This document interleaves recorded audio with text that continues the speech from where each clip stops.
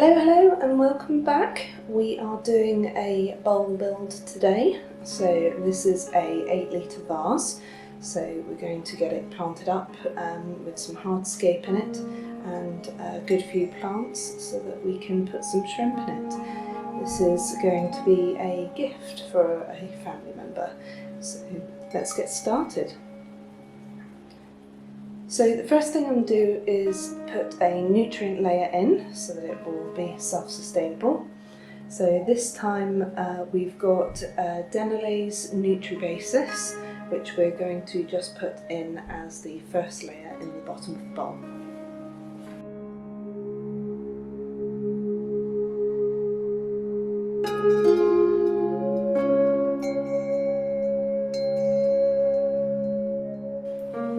So we've popped in a good layer there, and we're going to get some aqua soil on top to just give a little bit more depth for the nutrient layer. I'm using some aqua soil from a previous build, so it's still actually usable. The build that it was in, I broke down relatively soon after I built it, so it will still have the nutrients in it, but the Nutribasis will actually just give it a bit of a boost.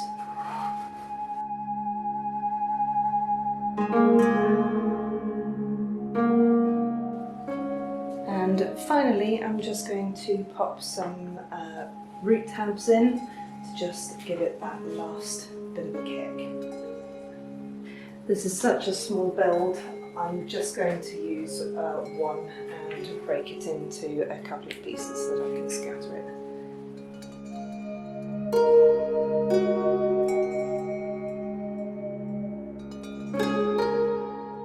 So to cap it all off so that the aqua soil doesn't float off, I'm going to put a little bit of gravel on it and then we'll cap it with some sand.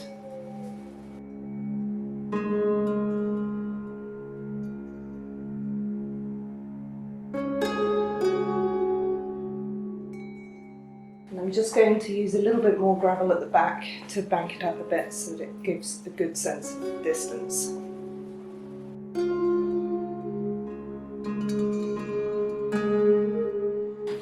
So I've got a piece of driftwood that I'm going to use, so I'm just going to pop it in to see how it fits in the tank before I pop any sand in.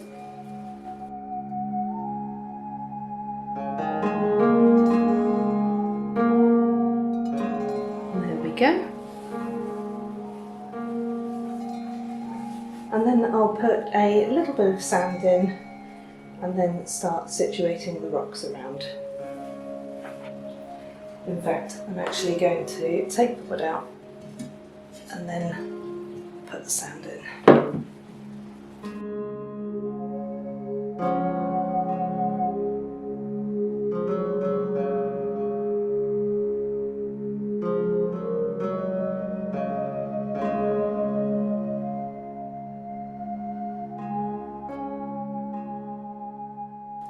So I'm now going to choose a couple of rocks to go around here.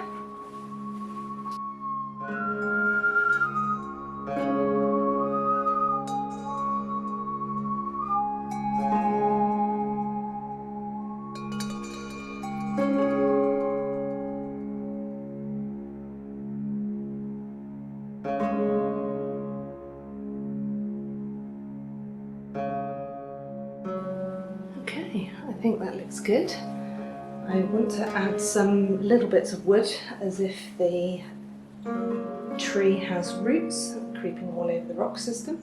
So I'm just going to go and grab some of those and start popping them in. So before I start putting the twigs in, I'm going to use a little bit of tissue paper and super glue to just stick the wood to the rocks, otherwise they will all float up.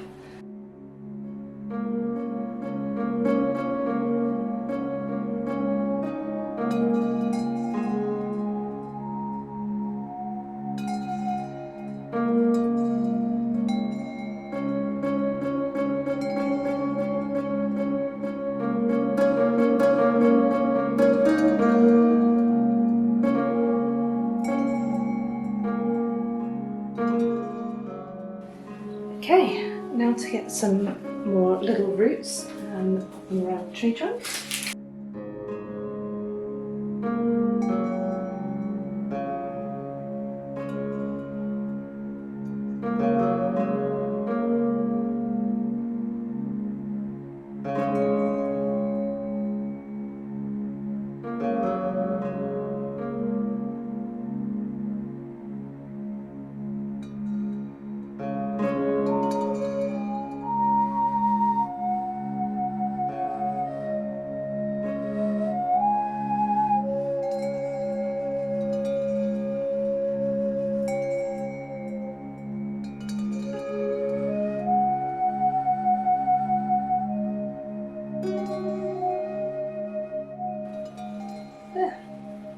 I think that will do, and so now it is moving on to planting. Okay, so now it is time to pop in the plants. I've got a selection here, some of which are going to be fast-growing stem plants to help with the algae, and the rest of which we're going to try and keep to varieties that will require less light, because I don't know where this bowl will be placed. So we'll go for kind of those that like a medium level of light where we can, and get some taller ones in the back to just help with the algae.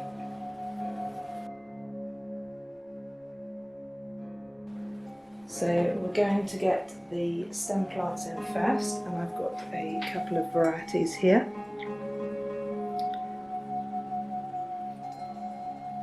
We've got Hygrophila polysperma. This one will need quite a bit of trimming. It's a very fast growing plant, but it will be useful to have to help combat the algae. And then we've got another Hygrophila here,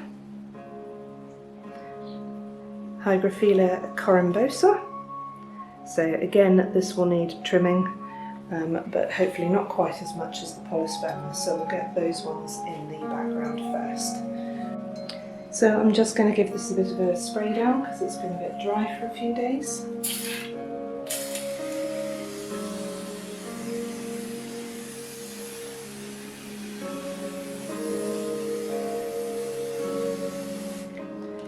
And that will just help make the planting easier.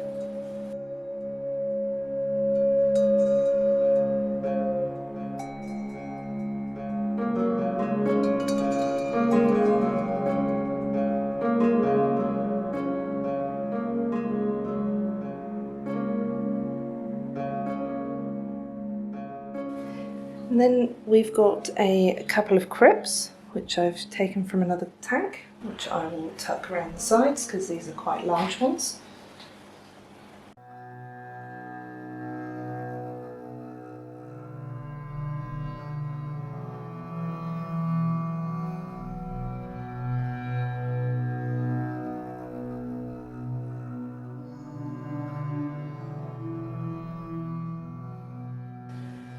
And then we're going to put in some Heteranthera.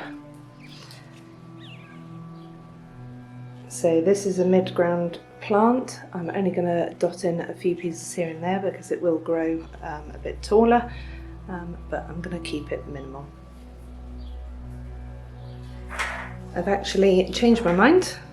I'm going to put in this taller grass here. So I've realised that we've got quite a few tall plants in this tank at the moment. So put in some of these grasses. They won't grow too tall, but we'll just fill out some of the back area a little bit better.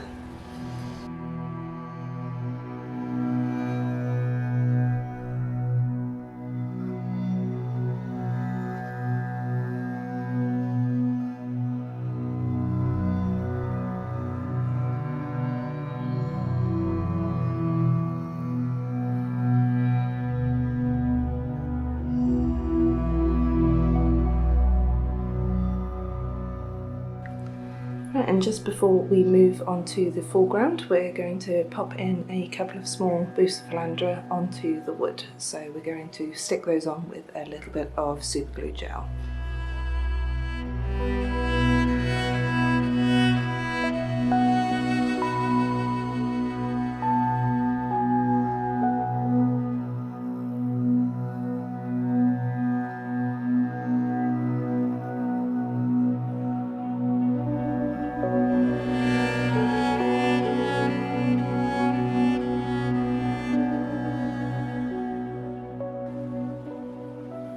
Okay, so the next plant that we've got to go in here is a little grass.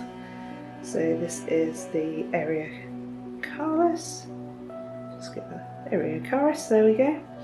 It's a slightly smaller version of the Ariocaris, so it shouldn't grow too tall.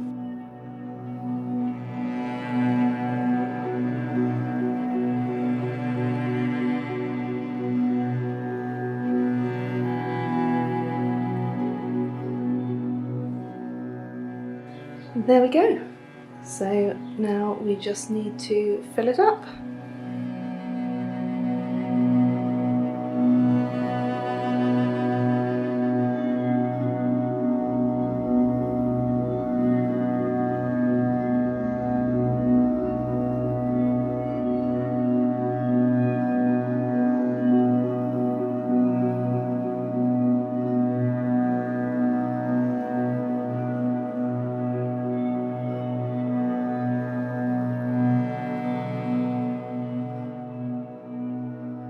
So that's the bowl all filled up.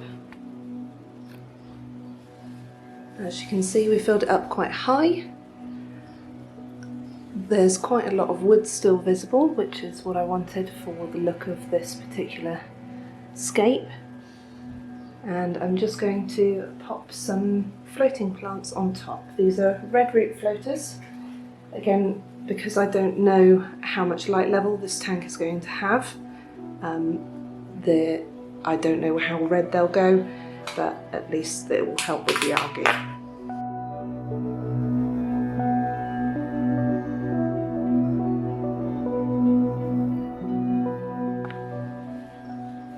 Now this is water straight from the tap, so I'm going to add some water conditioner to just take out all the heavy metals and chlorines. And I'm using the API tap water conditioner. You can get them in these small little bottles, in little packs, which is useful for the smaller builds. So it's 1 drop per 4 litres, and this will be about 5 litres. It's an 8 litre vase, but because of the wood and the hardscape and substrate in it, it will be about 5 litres.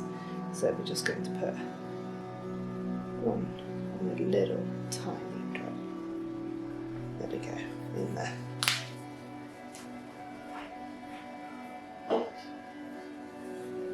So I'm just going to see if I can collect some snails from one of my other tanks to get them in there and get the cycle started.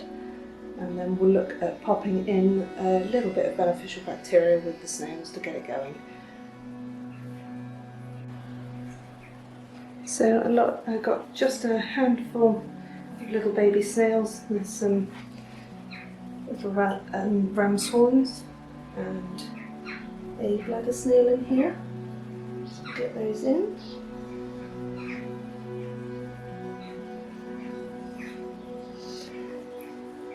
Let's see if I can find some larger ones. And we've got 3 slightly larger ones here.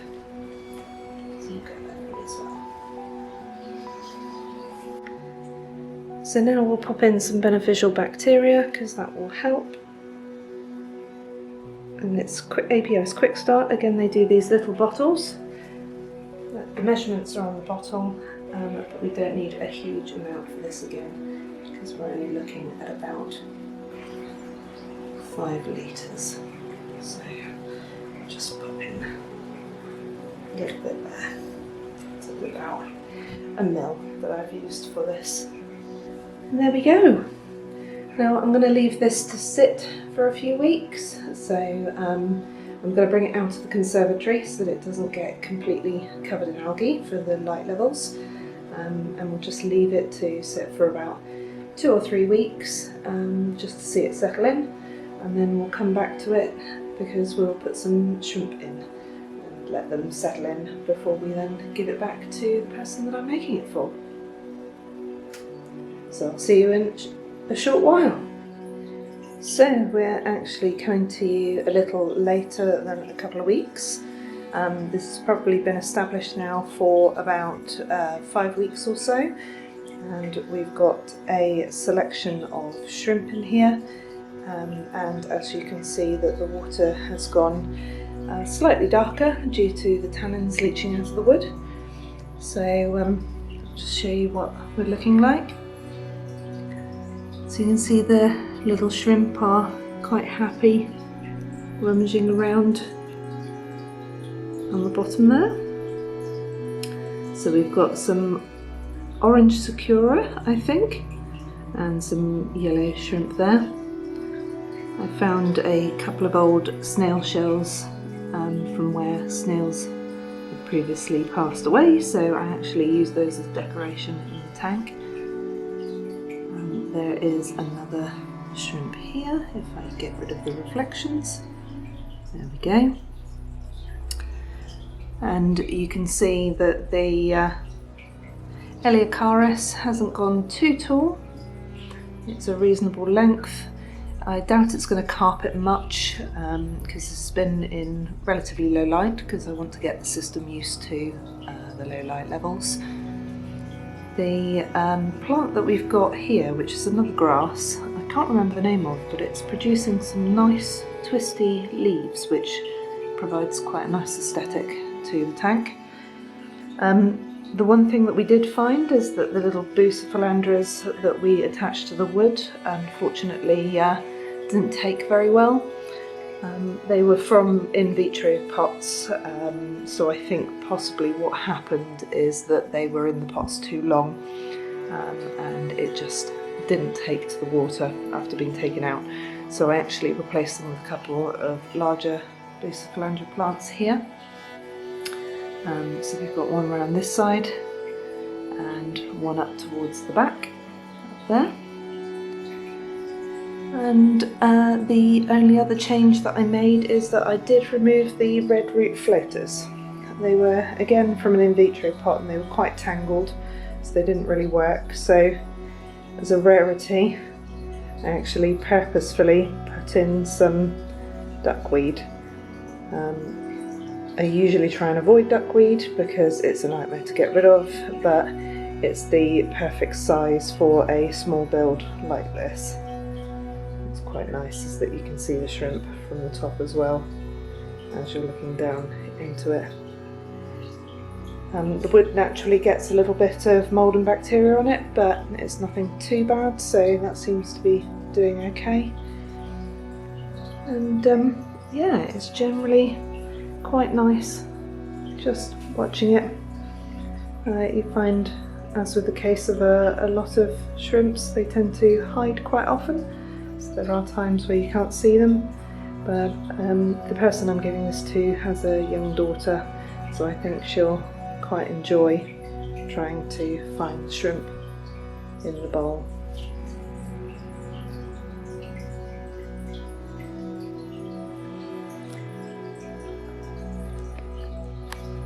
So there we have it. This is a little shrimp bowl. Personally, I probably wouldn't put any fish in here. I have kept fry in a bowl like this before when I've been growing it out, but that was very much the limit of what I would put in here. There's probably only in total about 10 shrimp in here, so a group that will be quite happy, but not too many at all. So there's very little impact on the waste in the water column, and they are quite happy. Did have to do very regular water changes. So at the very beginning this needed a water change once a day for about 2 weeks, just to, as the plants were bedding in, keep the system fresh. After that, after we got past the 2-week mark, it actually ended up needing a water change just once a week. And now that we've got to the 4 or 5 week side of things, it's actually not too bad in terms of the water quality. I do keep checking it with a test kit, but the bioload's very small, so I'm not finding any ammonia spikes or anything like that. It seems like a pretty healthy, self-sustaining ecosystem.